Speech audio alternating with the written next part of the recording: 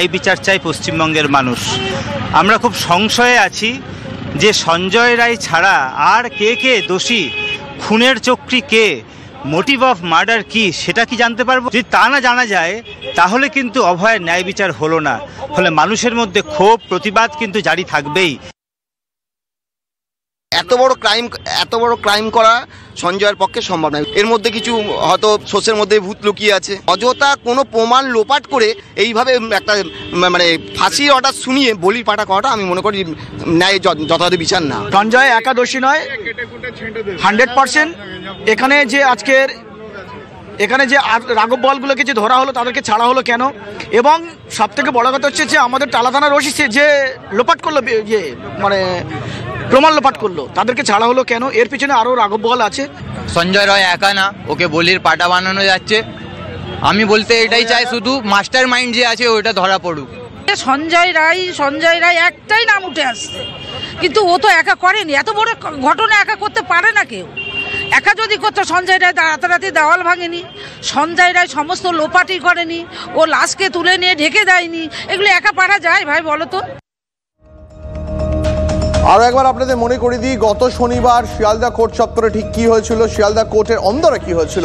শনিবার সঞ্জয় রায়কে দোষী সাব্যস্ত করে বিচারক বলেন, আপনার বিরুদ্ধে অভিযোগ ভোরের দিকে হাসপাতালে ঢুকে অন ডিউটি ডাক্তারকে আক্রমণ করেন, গলা এবং মুখ চেপে ধরেন, যৌন নির্যাতন চালান তার উপর। তার জেরেই মৃত্যু হয় নির্যাতিতার। ভারতীয় ন্যায় সংহিতার 64, 66 এবং 103-এর 1 নম্বর ধারায় আপনার বিরুদ্ধে চার্জ গঠন করা হয়েছে। আপনার বিরুদ্ধে যা প্রমাণ রয়েছে তাতে 10 বছরের নিচে সাজা হবে না, যাবজ্জীবন কারাদণ্ডও হতে পারে। বিএনএস অর্থাৎ ভারতীয় ন্যায় সংহিতার 64 নম্বর ধারায় 25 বছর বা যাবজ্জীবন কারাদণ্ড হতে পারে। আপনি যেভাবে মেরেছেন তার জন্য সর্বোচ্চ শাস্তি মৃত্যুদণ্ড, সর্বনিম্ন 10 বছরের কারাদণ্ড, এমনটাই বলেন বিচারক অনির্বাণ দাস। অন্যদিকে সঞ্জয় যুক্তি দেয়, তার গলায় রুদ্রাক্ষের মালা ছিল, ধস্তাধস্তি হলে সেটা তো ছিঁড়ে যাওয়ার কথা, কিন্তু সেটা পাওয়া গেল না কেন? সঞ্জয় বলতে থাকে, আমি গরিব, আমি এই কাজ করিনি, যারা করেছে তাদের ধরুন। মিডিয়াও এই কথা বলছে, সবাই বলছে, একজন আইপিএসও বলেছেন, তাহলে আমাকে ধরছেন কেন? এই কথা বলেন সঞ্জয়। কিন্তু সেই সময় বিচারক অনির্বাণ দাস তিনি বলেন যে সোমবার অর্থাৎ আজ তিনি অভিযুক্তকে সময় দেবেন, দোষীকে সময় দেবেন, তার এই রুদ্রাক্ষের যে সংক্রান্ত তিনি যে দাবিটা করছেন তা শুনবেন বিচারক অনির্বাণ দাস, এমনটাই শনিবার জানিয়েছেন আদালতের ভিতর। আমার সহকর্মী শ্রাবন্তী একবার রয়েছেন, আমি শ্রাবন্তীর কাছে যাই একবার। শ্রাবন্তী, যেটা বলতে বলতে তোমাকে থামিয়েছিলাম, এই রুদ্রাক্ষের প্রসঙ্গটা আচমকা সঞ্জয় কেন তুলে আনলো সেটা একবার জানতে চাইবো।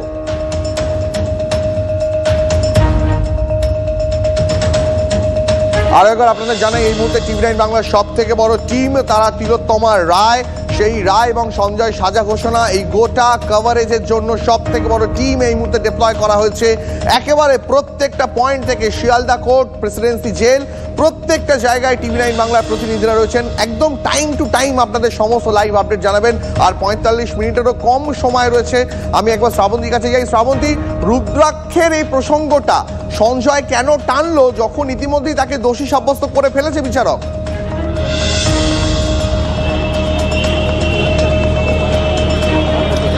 দেখো, তার যেটা মনে হতে পারে এটা একটা পরিকল্পনা, সেটা এখন স্পষ্ট। এর কারণ হতে পারে হয়তো আজকে যদি ধরে নেওয়া যায় সর্বোচ্চ সাজা অর্থাৎ ফাঁসির সাজাও যদি বিচারক দিয়ে দেন, তাহলে সঞ্জয় নিশ্চিতভাবেই উচ্চ আদালতে যাবে, সেখানে এই বিষয়গুলো উঠে আসবে। তার যে বক্তব্য, তার উপরে তদন্তকারীরা কী তথ্য দিয়েছে, তার কারণ এই রুদ্রাক্ষের মালা সেটা যদি সত্যি সঞ্জয় সেই রাতেও পড়েছিল কিনা ইত্যাদি, একটা দীর্ঘ তদন্তের সময়ের প্রয়োজন রয়েছে। অর্থাৎ কোথাও গিয়ে আদালতকে একটা বিভ্রান্ত করার প্রয়াস শেষ দিন সঞ্জয় নিয়েছিল। এটাকে শুধুমাত্র তার কারণ কোথাও গিয়ে তার এটা স্পষ্ট ধারণা হয়ে গেছে যে এখানেই শেষ নয়, এরপরে সে উচ্চ আদালতে যেতে পারে, তারপর শীর্ষ আদালত সুপ্রিম কোর্ট পর্যন্ত এই লম্বা যে বিচার প্রক্রিয়া সেটা চলতে পারে। ফলে এটা একটা অত্যন্ত ভাইটাল পয়েন্ট হয়ে আসবে যেখানে অভিযুক্ত তার নিজের হয়ে এই কথাগুলো বলছে, তার যুক্তি খাড়া করার চেষ্টা করছে যে না, সে একা ছিল না। কিন্তু তার এই বক্তব্যের মাধ্যমে শ্রাবন্তী, আমার সঙ্গে থাকো। এই মুহূর্তে অত্যন্ত গুরুত্বপূর্ণ আপডেট, উত্তরবঙ্গ সফরে মুখ্যমন্ত্রী যাচ্ছেন, তার আগে ডুমুর জলে দাঁড়িয়ে তিনি কি বলছেন সরাসরি শুনবো। আগামী দার্জিলিং এ 2-3 বার পালন করেছি, কিন্তু ডুয়ার্সের মানুষেরও তো একটা প্রতীক্ষা থাকতে পারে, সুতরাং তাদের সম্মান দিয়ে এবার ডুয়ার্সে আমরা করবো, করে তারপরে প্রতি 26শে জানুয়ারি আছে, তোমরা জানো 28শে জানুয়ারি বই মেলা আছে, তারপরে আমাদের 5-6 তারিখে BGBS আছে, সেরকম প্রোগ্রাম চলবেই আছে। দিদি আজকে তো রায়, দেখো আমি আগে রায় হওয়ার আগে তো কিছু বলবো না, বাট ফাঁসির দাবিতে আমি নিজেও মিছিল করেছিলাম, সবাই করেছে। সুতরাং এটা জাজেদের উপর নির্ভর করে এবং কীভাবে কেস সাজানো হয়েছে। আমরা তো পরপর 3টে কেসে ফাঁসি করে দিয়েছি এবং আমাদের পুলিশ 54 দিনের মধ্যেও করেছে। আমরা প্রত্যেকটাই 53-54 দিনের মধ্যে করেছি, কিন্তু জাজেরা একটু টাইম নেয়, তার কারণে তাকে দেখতে হয় আফটারে। এটা জুডিশিয়ারিকেও আমি থ্যাঙ্কস জানাই এবং আমাদের টিম অফ ইনভেস্টিগেশনকেও টাইম জানাই। সুতরাং এই কেসটাতেও আমরা বিচার চাই সঙ্গে। এই পর্যন্ত দিদি পরিবারের লোক বলছে যে আরো কেউ যুক্ত আছে।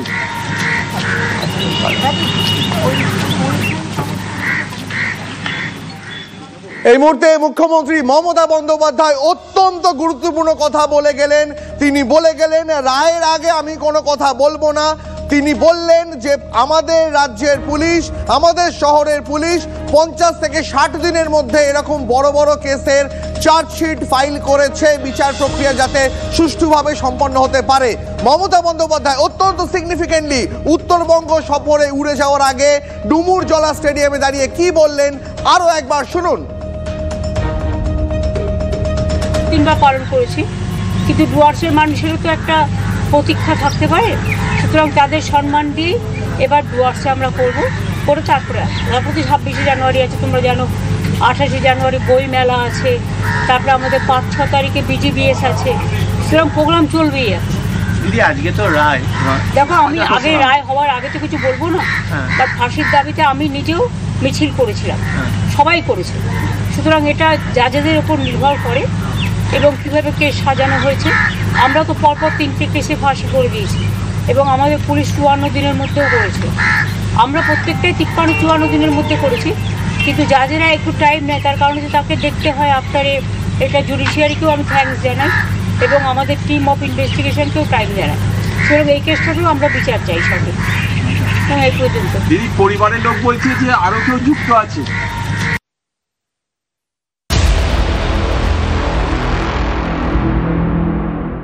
In association with SBI Life, আপনারও চাই আপনার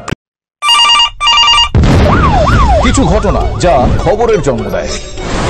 আদিবাসী সমাজে আইন, অন্ধবিশ্বাস আর কিছু খবর যা সরাসরি প্রভাব ফেলে আমাদের জীবনে। দুর্নীতি হয়েছে বলে অভিযোগ, রাজনৈতিক খবর হোক বা অরাজনৈতিক। আমরা এসেছি ভারতের শেষ প্রান্তে। আমার আপনার চারপাশে ঘটে যাওয়া সেই সব ঘটনা থেকে আমরা তৈরি করছি এক বিশেষ চিত্রদলিত। চলছে গুলির লড়াই, 1 ঘন্টা যা পাল্টে দেবে আপনার দৃষ্টিকোণ। নিউজ সিরিজ রবিবার রাত 10টায় TV9 বাংলায়। TV9 বাংলা না দেখলেই নয়। বাঙালিকে হাইকোর্ট চেনাই আমি শ্রাবন্তী। ড্রয়িং রুমে পৌঁছে দেবো কোর্ট রুমের মেজাজ। TV9 বাংলা না দেখলেই নয়।